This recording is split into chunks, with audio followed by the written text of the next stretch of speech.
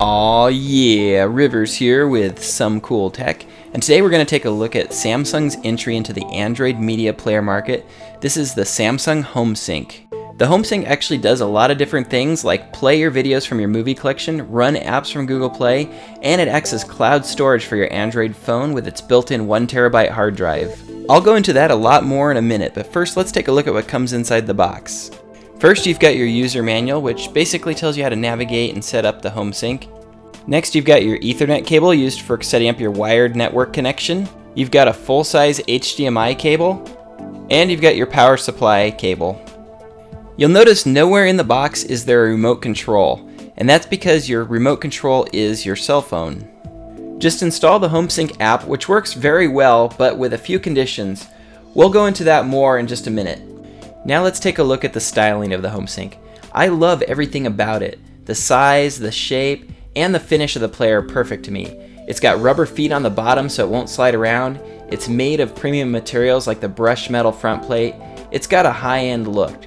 If you subscribe to my channel, you know I review a lot of media players, and this one, to me, has the perfect look. Now let's take a look at the hardware, because this is one of the places that the Homesync really shines. It's got an Ethernet port, digital optical audio port, and two USB 3.0 ports, which come in very handy for transferring large HD video files to its 1TB internal hard drive.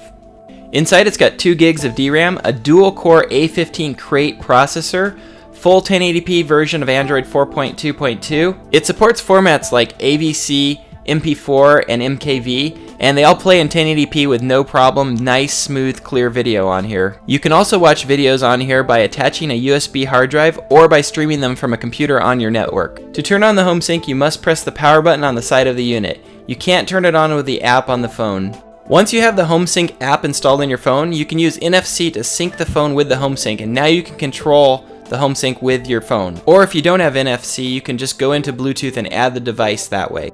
First, let's take a look at the touchscreen navigation, which is very well done on here. There's a couple of different ways to control the mouse pointer. You can have a free moving mouse by using the touchpad on your phone's screen. You can then double tap on the arrows on the side of the screen to move up, down, left, and right. Or you can have toggling on-screen buttons, which is more like a TV remote control. Personally, I like the mouse pointer most of the time because it has the option to pinch to zoom when the option is available, and you can drag to move by holding down and dragging. It's a little bit confusing at first, and I think there's probably about an hour learning curve that you'll have to spend getting used to it, but once you do, I think it's the best control of an Android PC that I've used so far. Remember earlier when I said there was conditions with the Homesync app? Well, that's the bad news. It only works with Samsung phones, tablets, and phablets right now. The good news is you can sideload the app, and you can see here I'm running it on the LG G2, and since it is working, I think Samsung intends to have it working on other phones in the future. Otherwise, I think they would lock it out from other phones right now. I'll put a link in the video description of where you can find the Homesync software so you can sideload it onto your non-Samsung phone. Also, the app is not fully working on my G2. Some of the features like mirror mouse and screen mirroring are not working, but then again I don't think they work on almost any phone except for maybe the Galaxy S4 and the Galaxy Note 3. Also, if you couldn't get the Homesync software on your phone to work, you could install a third-party USB remote like this Transmart Air Mouse remote here, and it works pretty good. It's got a little bit of lag, so you probably wouldn't be able to use it for games and stuff, but just to get around it should work just fine for you. Also, right now, probably the biggest problem with the Homesync is there's not a lot of apps available in Google Play or the Samsung App Store for the Homesync. Like Netflix, I had to sideload that. It wasn't even available in there. Speaking of Netflix, I did get it to work on here with no problems other than the resolution is still low like on a lot of other Android media players right now.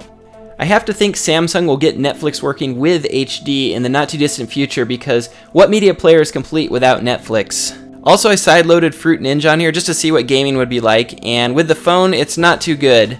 Hopefully they'll come out with a controller soon. And finally, I've saved some of the coolest features for last. First up, we have what Samsung calls mirror mouse, or what I call reverse mirroring. So this is where you take the screen from the Homesync, and it's mirrored onto your phone. That way you can control the intricate mousing that you might need to do that would be hard to do with an Air mouse. Right now, I think this only works with the Galaxy Note 3, maybe possibly the Galaxy S4 also, but luckily I just got a Galaxy Note 3 and it's working awesome. So if you have a Note 3, the Homesync just kicks total butt. Also, I can see this being very useful for web pages or really anything that you want people to follow what you're doing on your phone on a big screen TV, because it's just really easy to navigate this way. Here's another one of my favorite things about the Homesync. It acts like your own personal cloud storage, like Dropbox, except with 1 terabyte of free storage. You can upload videos, pictures, audio files, and other files from anywhere in the world that you have an internet connection. Here you can see I'm using it on the LG G2, so it does work on other phones besides Samsung phones if the app is loaded on there. All you need to do is choose Share for the file, and then choose Homesync, and it will automatically upload. In a few seconds you'll see it right there on the screen. Now other people who are under your Homesync account can go in and view these files and stream them off the network and watch them. And finally, one of my favorite features on here, mirroring is available for the Galaxy Note 3, and it is good. The image quality is really good. It looks a lot better than any other Android mirroring that I've tried so far, and it even looks better than Apple TV's mirroring as well. Plus, video playback works really well on here. Also, you guys, this software seems very stable. I haven't had any lockups at all on the Homesync. Very stable. Also, it's running a 1080p kernel, displaying at full 1080p. It just looks nice and crisp and clean. The only complaint is just the app availability, and hopefully that will get better over time. So when you're mirroring video on here, and not the mirror mouse effect where the Homesync sends it to your phone, they do it right because they black out the screen on the phone, and that's kind of how you want it. In fact, you can even have it playing the video, and then you can switch back over to do something else on your phone while it's still streaming the video from your phone. Back to regular video playback for a minute. The Homesync streams well over Wi-Fi, but higher bitrate stuff is going to buffer every few minutes. Really, if you're going to be streaming HD video on any device, you're better off connected to Ethernet, which is solid on the Homesync. The video quality looks very good, probably the best I've seen on an Android media player. Here's a few benchmarks to give you an idea of the performance compared to other Android mini PCs out there. So first up is Linpac, and this guy's scoring around 240 to 300 on the score, so really a good score, about double of what most Android mini PCs I've tested are. And next up I ran Antutu, which tests all the different components on the system and just gives you an overall score of the system. So we're running 21362, which is good, better than most Android mini PCs out there, but it's not smoking those Android mini PCs, so it's a good solid score though. And finally I loaded CPU-Z on here, and this gives you information about all the internal components of the system. So you can see here it's got a dual-core A15 processor, which has the same architecture as the Note 3 and Galaxy S4. This means it should be nice and fast. Also, I noticed this has a more advanced GPU, the Mali T604, so maybe Samsung is planning on doing some gaming on this in the future. I remember hearing about a game controller Samsung was going to release a while ago, but I haven't seen it show up yet, so maybe that's coming out in the future.